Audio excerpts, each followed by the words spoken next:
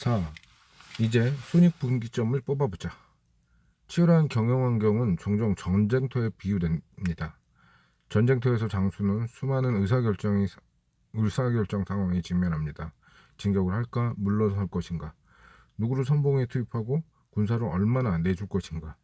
장수가 판단이나 의사결정이 실수한다는 것은 곧 본인과 부하의 죽음을 의미하므로 올바른 결정은 목숨과도 같습니다. 이번 이유로 전투가 끝나면 공이 있는지 없는지 성과 역시 치열하게 따지는 것입니다.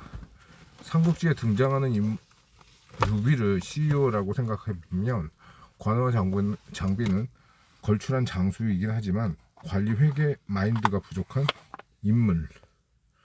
인물들이었습니다. 실제로 셋에서만 있을 때에는 세력을 키우지 못하였고 크게 빛을 보지도 못했습니다.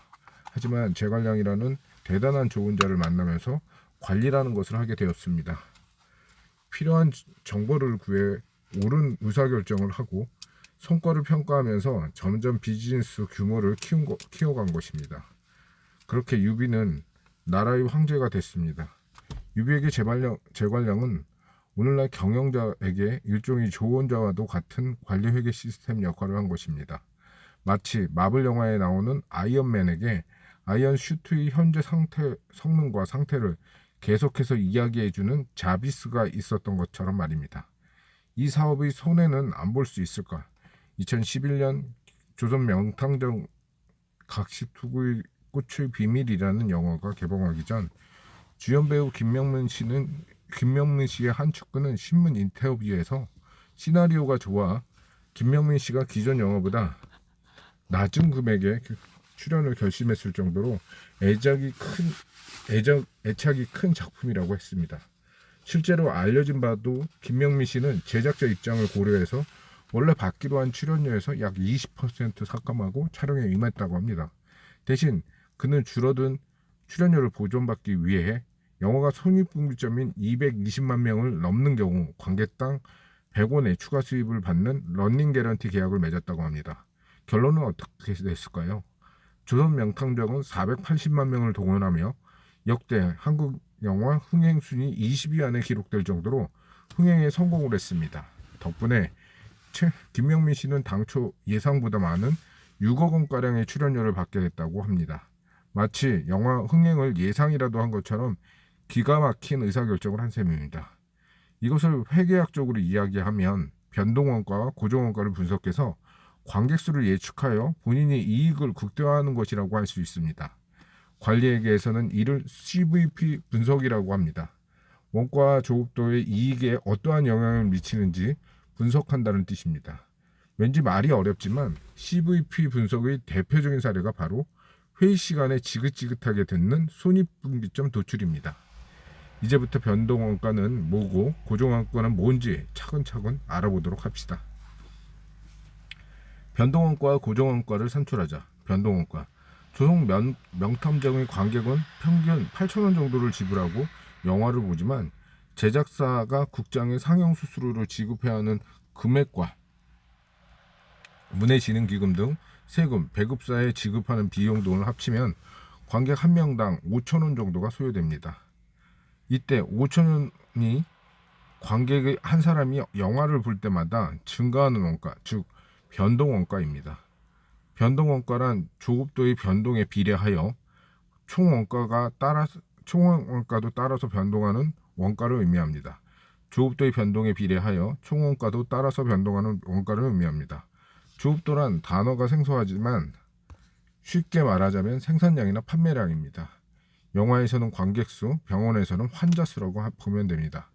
변동원가와 조급도의 관계, 기울기, 총원가, 조급도, 그 기울기, 단위당 변동원가, 단위당 원가, 조급도. 위 그래프에서 보면 변동원가의 경우 조급도가 커질수록 총원가도 비례적으로 증가합니다. 하지만 단위당 변동원가는 일정합니다.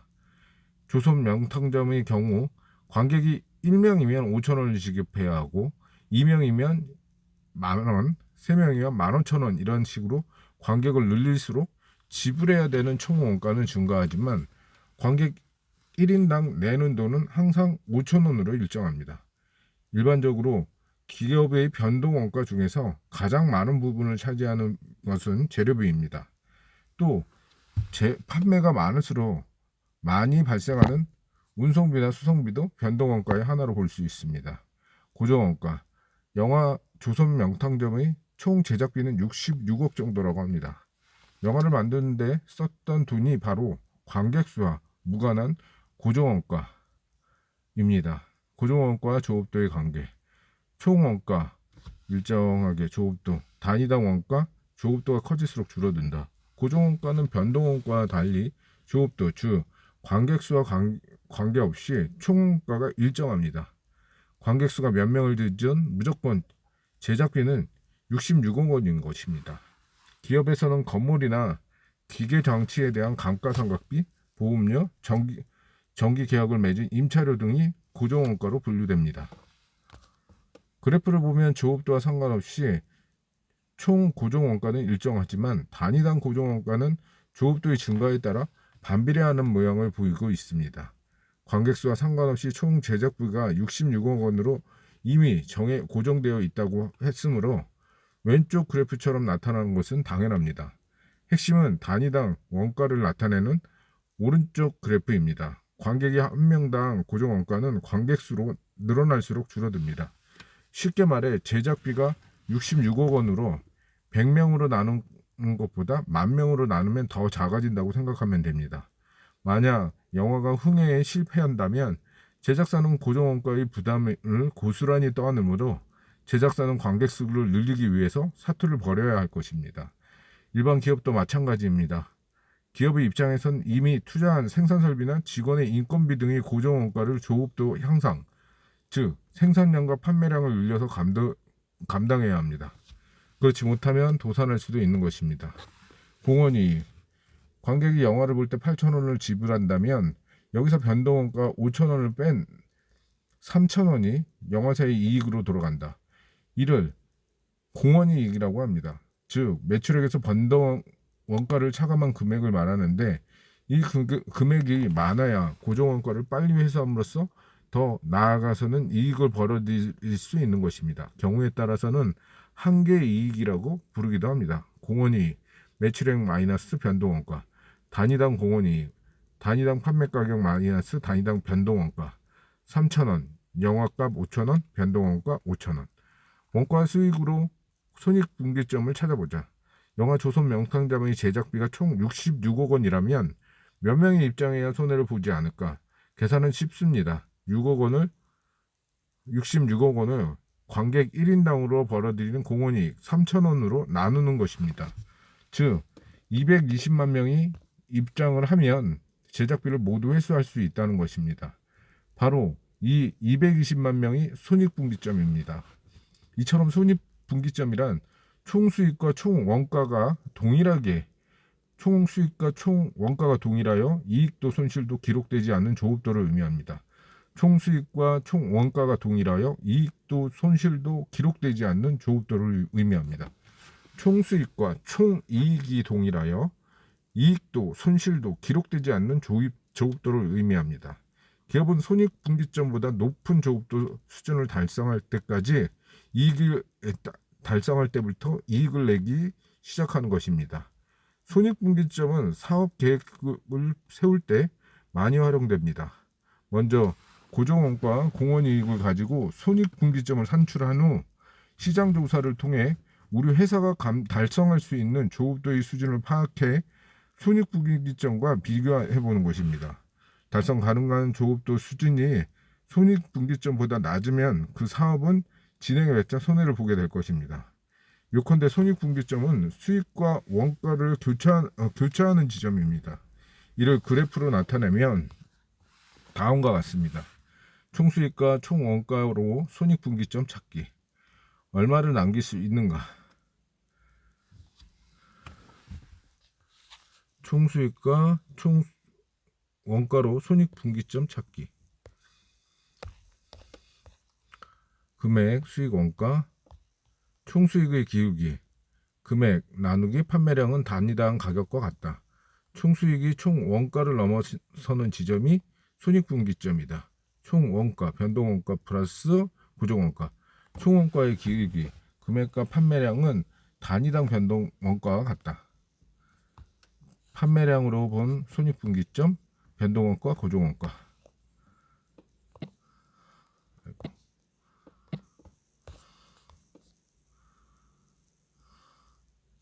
얼마를 남길 수 있는가? 영화 조선 명통장의 누적 관객 수는 480만 명으로 1인당 8,000원의 관람 가격을 곱하면 약 384억 정도의 매출을 달성한 것으로 알 수 있다.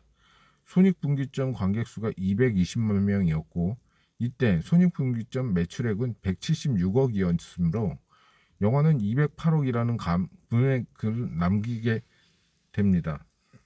이때 영화는 208억의 안전한계를 달성했다고 할 수 있습니다. 안전한계는 예상 또는 실제 매출액이 손익분기점에서 얼마나 멀어져 벗어나 있는지를 의미하는데 기업의 이익구조 또는 안전성을 보여주는 지표가 됩니다. 시장 상황이 좋지 않더라도 예상되는 안전한계가 높다면 손해를 볼 가능성이 또 줄어듭니다. 일종의 쿠션 역할을 하는 것입니다.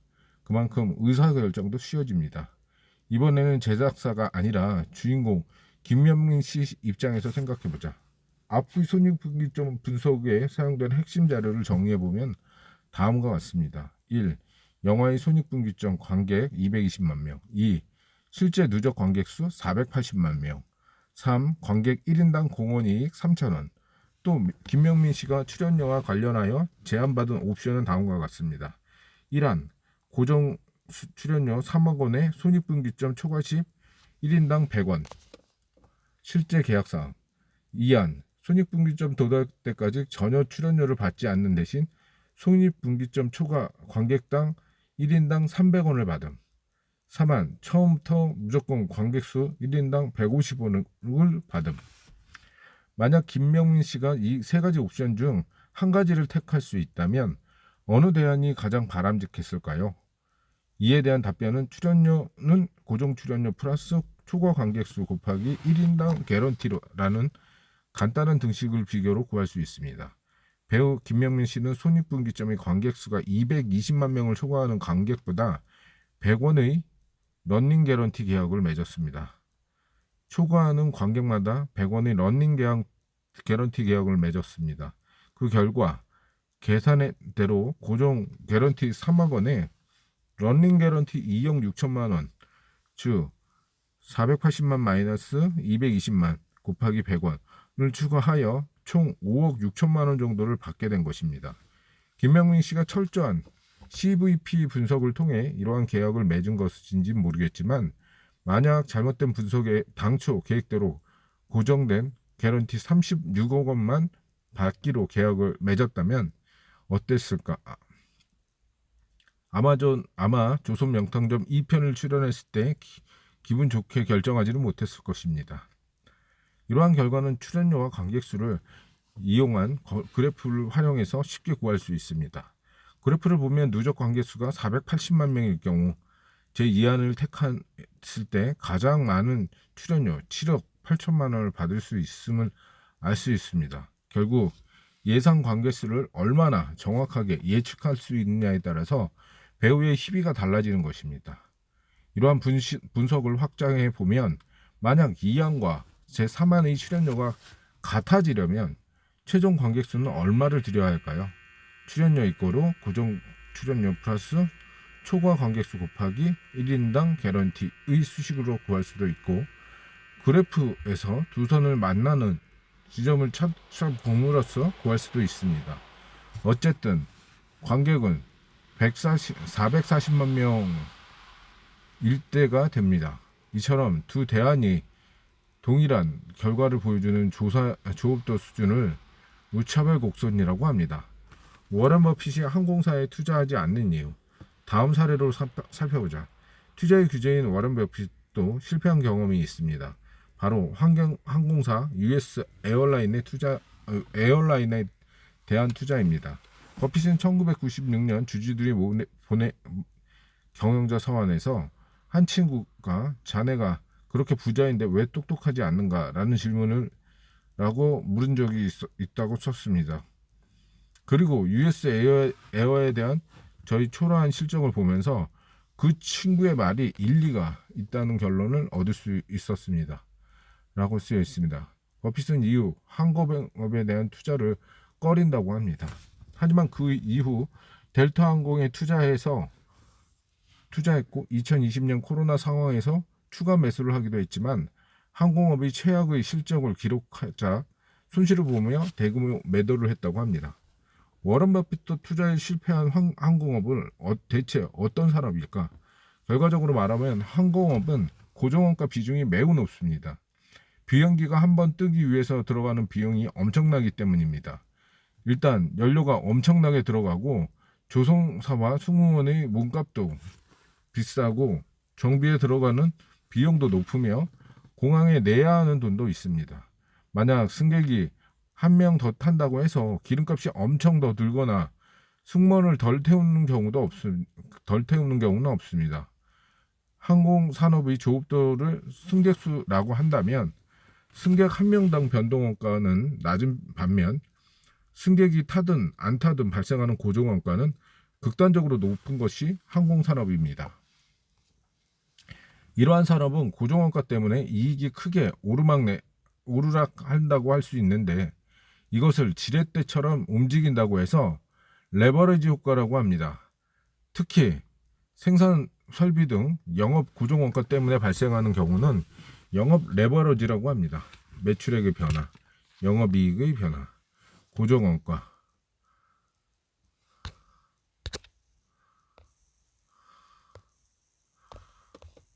고정원가 비중을 모르고 투자하면 손해로군.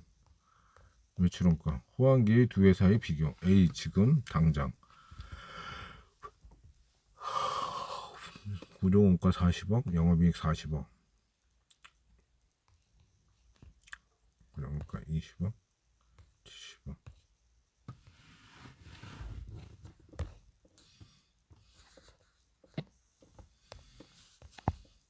예를 들어 지금과 당장이라는 두 회사가 있다고 하자. 매출은 둘 다 100억 원, 영업도 둘 다 40억 규모이다. 그러나 두 회사의 원가 구조에 차이점이 있다. 즉, 지금은 변동원가보다는 고정원가의 비중이 더 크고 당장은 고정원가보다는 변동원가의 비중이 더 크다.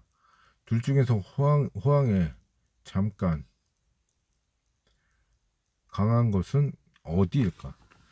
고정원가 비중이 크다는 것은 자체적으로 가지고 있는 고정설비가 많다는 것이므로 주식회사 지금은 보유하고 있는 고정설비가 많은 반면 주식회사 당장은 아웃소싱에 의해 의존한다고 볼 수 있다. 이때 경기가 좋아져서 두 회사의 매출액이 똑같이 50% 증가되었다고 하면 고정설비를 충분히 갖추고 있는 지금의 영업이익은 당장보다 더 많이 상승할 것이다. 아웃소싱에 의존하는 당장은 매출액이 증가한 만큼 아웃소싱 업체에 돈을 지배해야 하므로 변동원가가 상대적으로 더 많이 상승하기 때문에 이익이 적은 것이다. 반면 불황이 되어 매출이 50%가 감소했다면 이때는 오히려 변동원가 비중이 큰 당장의 영업이익이 더 크다. 그 이유는 매출이 감소하면 당장 변동원가도 크게 감소하게 될 것이다. 하지만 변동원가보다 고정원가의 비중이 큰 지금은 매출이 감소해도 여전히 높은 고정원가가 발생하므로 손해가 크다. 만약 요약해보자면 고정원가가 높은 기업은 호황시에 이익을 크게 늘리지만 불황시에는 이익이 크게 감소된다. 기업들이 불황이 되면 구조조정을 통해 고정원가 비중을 낮추는 이유도 바로 이 영업 레버리지 효과 때문이다. 회계 인사이드, 손해보지 않는 장사의 중요성. 손익분기점을 목표로 삼는 것은 결국 본전을 바라보는 사업을 한다는 뜻일까? 영화 제작사 명필름의 신재명 대표가 언론 인터뷰에서 한 말이다. 영화는 다른 사람과 달라서 참여하는 사람의 손해를 보지 않는 게 무척 중요합니다. 한번 손해를 보면 다음 영화를 만들기가 워낙 힘들기 때문입니다. 처참하게 실패한 감독에겐 연출을 맡기지 않고 손해를 낸 제작사에 투자자가 붙지는 않습니다. 그렇기 때문에 제작자가 얼마를 남겼다고 생각하기보다는 손해를 않겠다는 생각은 리스크 관리하는 게 매우 중요합니다. 손해를 보면 안 된다는 것은 큰 이익이 나지 않아도 리스크 관리를 잘한다는 것이라고 볼 수 있습니다. 이를 인정하게 된다면 다음 기회를 잡을 수 있다는 의미입니다. 실무회계, 영화배우 최적 러닝 개런티는 얼마일까?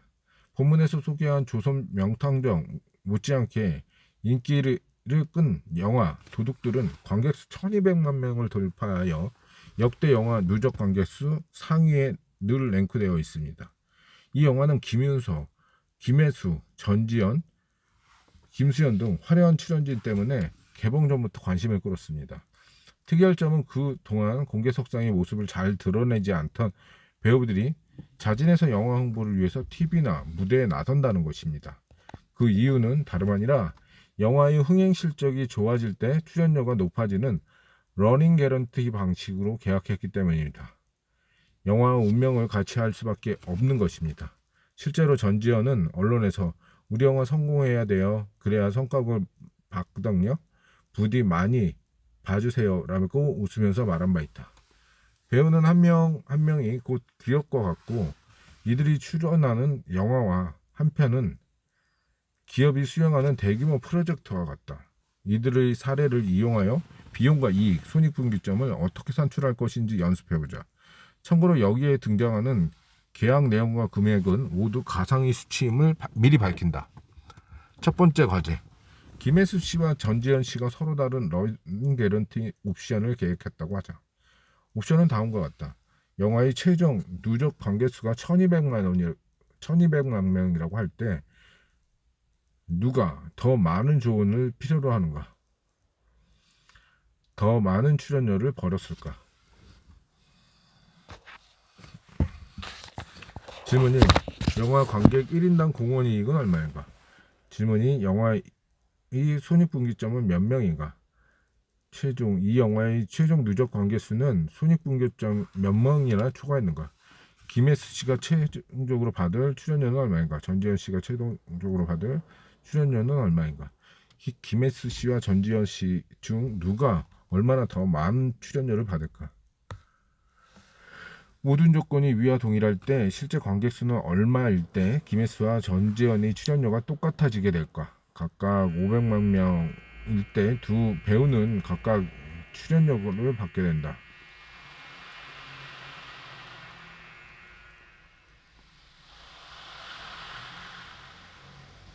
정답. 먼저 공헌이익은 매출에서 변동원가를 차감하는 금액으로 기억하자. 1인당 8,000원, 매출액이 8,000원이고 1인당 변동원가는 5,000원이며 공헌이익은 3,000원이다. 손익분기점은 고정원가를 단위당 공헌의 이익으로 나눈 것이다. 따라서 이때 영화의 손익분기점은 고정원가 150억 원을 1인당 공헌이익 3,000원으로 나누면 500만 명이 된다. 최종 누적 관객수가 1,200만 명으로 손익분기점인 500만 명보다 700만 명 초과했다. 김혜수는 5만 명을 넘어서 관객수 700만 명에 대해 1인당 150억 원을 받기로 했다. 따라서 700만 명에 대한 러닝 개런티가 10억 5천만 원을 받고 여기에 고정 출연료 2억 원을 더하면 12억 5천만 원이 받게 된다. 전지현은 500만 명이 넘어서 관객수 700만 명에 달하면 1인당 200원을 받기로 했다. 따라서 700만 명에 대한 러닝 개런티는 약 14억은 받고 있다. 여기에 고정 출연료로 1억을 더하여 15억을 받게 된 것이다. 따라서 전지현과 김혜수가 2억 5천만 원을 더 받게 된 것이다. 김혜수 2억, 전지현 1억, 700만 명. 앞에서 계산한 바에 따라서 손익분기점은 500만 명이다. 따라서 손익분기점까지 두 배우 모두 고정 출연료를 받게 되므로 김혜수 씨는 2억 원, 전지현 씨는 1억 원이 된다. 그러나 500만 명이 넘어서는 순간부터 김혜수 씨의 출연료 상승폭보다 전지현 씨의 출연료 상승폭이 더 커지게 된다. 전지현 씨가 관객 1인당 50원의 출연료를 더 받기 때문이다. 이때 두 사람은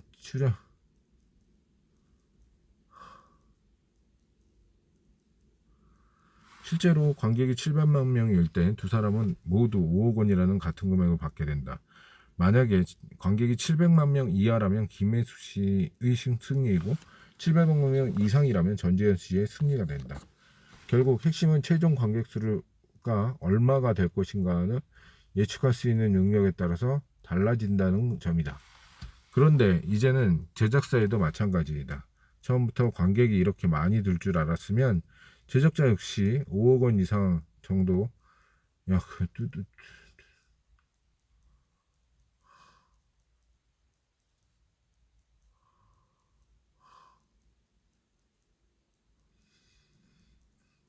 그러나 러닝 게리터 덕분에 영화와 운명을 함께한다는 생각으로 배우들은 최선을 다해주었으며 제작자나 배우자 동시에 윈윈하는 방식으로 러닝 게리터는 미래에도 애용될 것이다.